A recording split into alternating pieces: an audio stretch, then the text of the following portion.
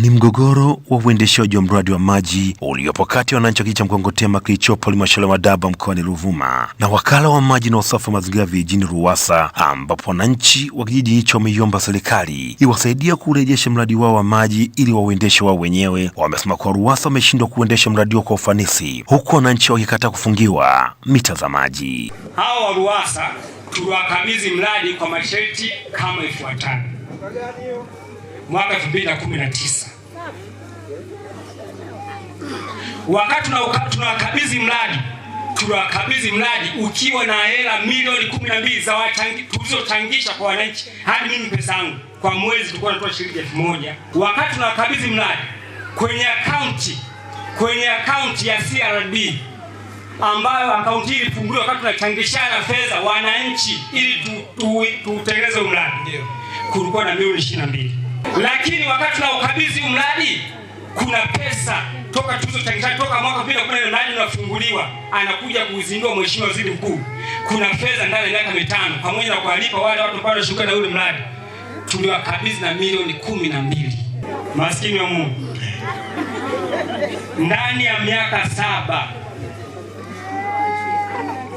akaunti tuliowaachia ile fedha uchangishaji milioni 12 tunasomea milioni 6.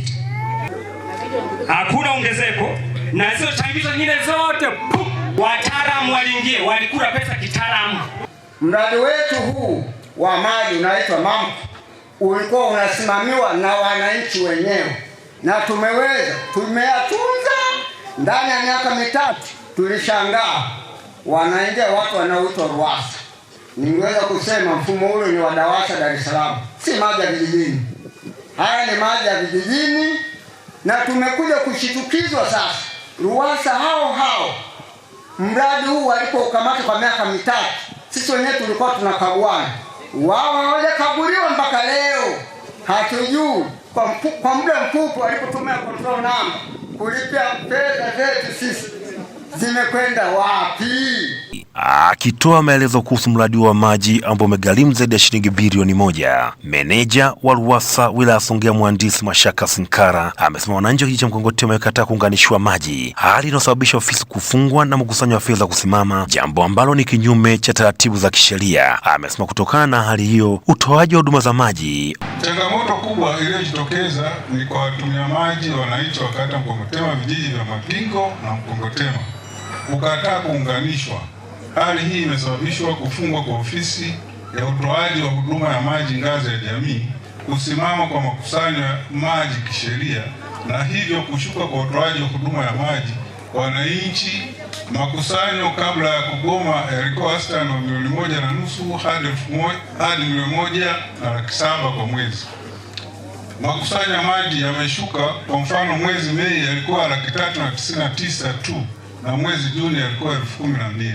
Endapo mgogoro huu utaendelea, tunahofia kuporomoka kwa huduma ya maji kutokana na kukosekana kwa fedha za uendeshaji na matengenezo. Hatari za kiafya kwa wananchi, kulazimika kutumia vyanzo visivyo salama, na uharibifu wa miundombinu kwa kukosa matengenezo ya wakati. Kupotea kwa fedha zinazokusanywa kinyume na utaratibu wa sheria.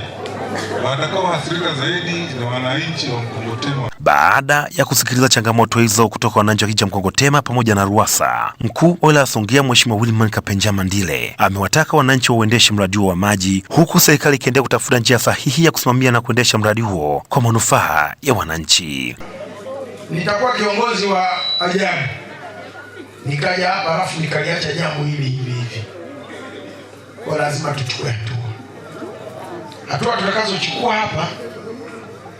Ya kwanza, muendelee na utaratibu wenu wa ile kamati. Muendelee na utaratibu wenu.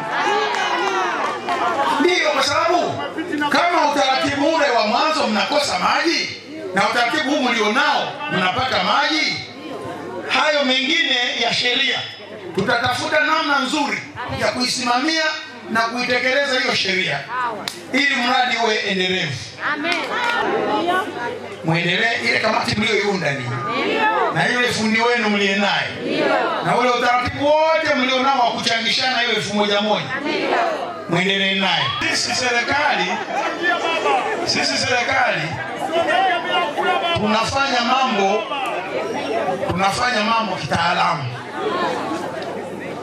Ni lazima nifuatilie kwa kina ni nini hasa kiko ndani ya hili jambo. Kwa nini mambo yanakuwa hivi? Kutoka Madaba mkoani Ruvuma, Newton Ndenda, EATV.